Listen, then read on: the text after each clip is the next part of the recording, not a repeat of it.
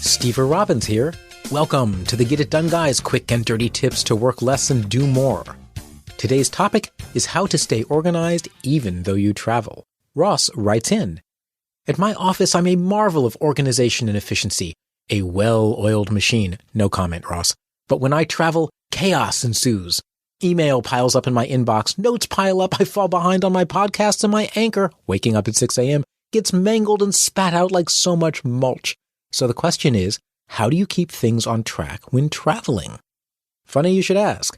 Just last week, I was cruelly and unexpectedly taken out by a norovirus that left me unable to work for 4 days. The little biology-enforced vacation was wonderful. Let's start with your sleep schedule. It's the anchor of your schedule, and sadly, I don't know any magical remedies for lack of sleep. You can lose sleep because of travel schedules, meeting schedules once you arrive, jet lag, or being kidnapped by malevolent clowns. I've tried everything to keep my sleep cycle on track. Self-hypnosis, acupressure, and melatonin, the amino acid which is supposed to reset your body's internal clock. Different things work at different times, or maybe it's just the placebo effect. That's when your belief in a fake treatment gives you the same effects as the real treatment would give. I keep believing I'll spontaneously develop a square jaw and striking Mediterranean features. Apparently, the placebo effect doesn't extend to plastic surgery. Your daily routine at the office gives time to do your filing and sorting. If you're traveling, set aside daily time to do your on-the-road filing. You make time to brush your teeth while traveling, you can do the same for keeping up on email. And if you don't brush your teeth while traveling, it might explain why your friends send so much email rather than traveling with you. Brush and floss daily. You can get through your daily routine more quickly with some help. I always travel with a folder for tossing in all my daily receipts, notes, and to-do items. Before bed, I sort them out and update my to-do list. The receipts get bundled and sent to my bookkeeper at the end of the trip. Schedule catch-up days. Whenever you're traveling, schedule a catch-up day at the end of your trip.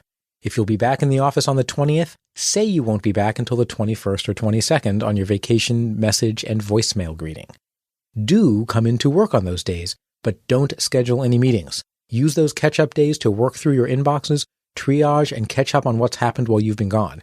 Never, ever catch up on your own private time. It's immoral for your company to give you so much to do that you can't get caught up at work. And besides, it sets a lifelong precedent, just like serving your sweetie breakfast in bed the morning after you get married, civil unioned, or otherwise make a lifelong commitment. Let stuff drop. Finally, my favorite technique is simply letting stuff drop. Life throws stuff at you as fast as ever, whether you're traveling or you're sick or you're on vacation. Unless you have an unreal amount of free time, and it sounds like you don't, you're fooling yourself to think you can stay on top of it all. The math is brutal. If you leave work for 1 week, it will take 1 month of 25% overtime to catch up. It isn't going to happen.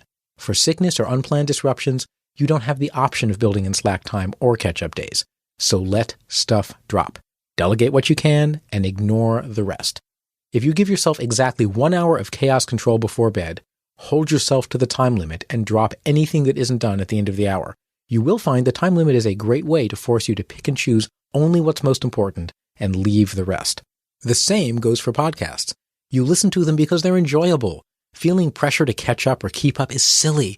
Just skip the episodes that you don't have time to listen to, except mine, of course. Or even better, have everyone in your office listen to mine while you're traveling, and they can bring you up to speed when you return. To recap, get enough sleep. Build in daily slack to organize your notes and receipts from the day. Schedule catch-up days, and let stuff drop, except my podcasts, which you'll recommend to your colleagues, friends, relatives, and that nice neighbor down the street who you think has a glass eye, but you're too embarrassed to ask. This is Steve Robbins. Work less, do more, and have a great life.